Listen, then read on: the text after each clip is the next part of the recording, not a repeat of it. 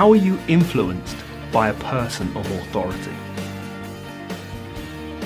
Hey everyone, Mike Sweet here from mikesweet.co.uk, giving you the edge in life and business with NLP and psychology. Now this video is all about how you are influenced and persuaded by people in positions of authority.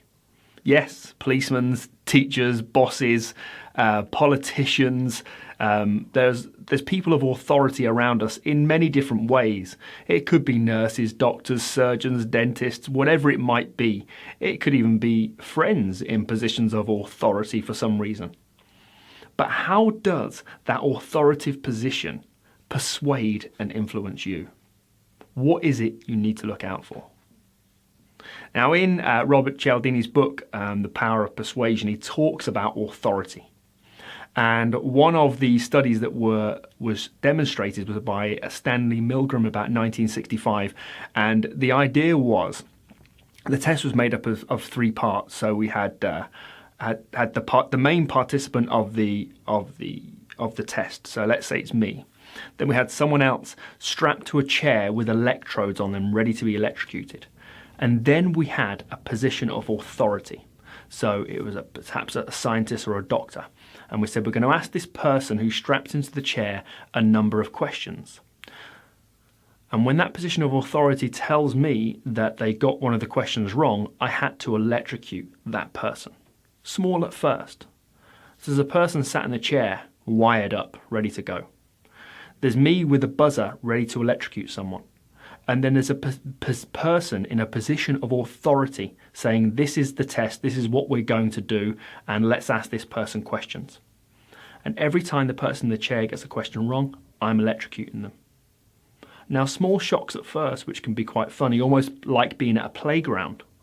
But what the study showed is, as the electric shocks began to increase, even when me was looking at the person in the chair getting large amounts of pain or discomfort, because a person of authority was saying, shock this person, the participants continued to do so. Now, isn't that interesting? You'd think that the moral compass would click and would go, this doesn't fit with what I would do. When persuaded, when having a person with a position of authority, that we're influenced just to do what people say, especially when we've got that chain of compliance already happening. Now, this wasn't just one study with one person in the chair to see if one psychopath would carry on electrocuting them. Not at all. This was carried out hundreds of times with lots of different types of people, different sex, different age ranges. And the results are clear. When instructed by a person of authority, you'll carry on following their instruction. Like it or not, in most cases.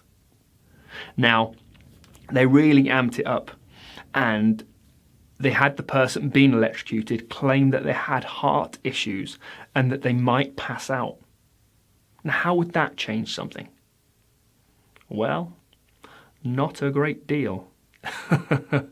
When faced with an instruction from a person of authority, even when the person in the chair said they had heart issues or palpitations, the participant carried on electrocuting them when they had an instruction from that person of authority or influence. So think about that. Think about how, if you are a manager or if you are a business owner, you hold this position of authority. So think if you're trying to create a team of people who can think for themselves, who can make their own decisions, and who can drive their department. How do they see you? What do they expect from you? And how are they influenced by the tiniest comment that you may or may not make, which will throw them off their moral compass, which will make them change direction, even though it doesn't hold true, even though they may have information to know that they shouldn't be doing anything, just because you hold that position of authority. It's a dangerous place to be in. So I hope you can see that people in positions of authority can really influence, persuade and dissuade another person just because they hold that hierarchical position. So think about how you may begin to use that. And more importantly, how are you going to start to use NLP and psychology and these little quirks in your life and in your business? If you don't know, head over to mikesweet.co.uk/sign up, Pop your email details in the box, and every single week you'll be sent a small practical insight to how you can apply this stuff experientially in your life. It's the only way to learn. And once you've done that, let's connect on social media. You can find me at Mike C. Sweet on Facebook, Instagram, and Twitter. So let's get connected. And if you've enjoyed this, please do like, please do share, and please do subscribe. Until next time, bye for now.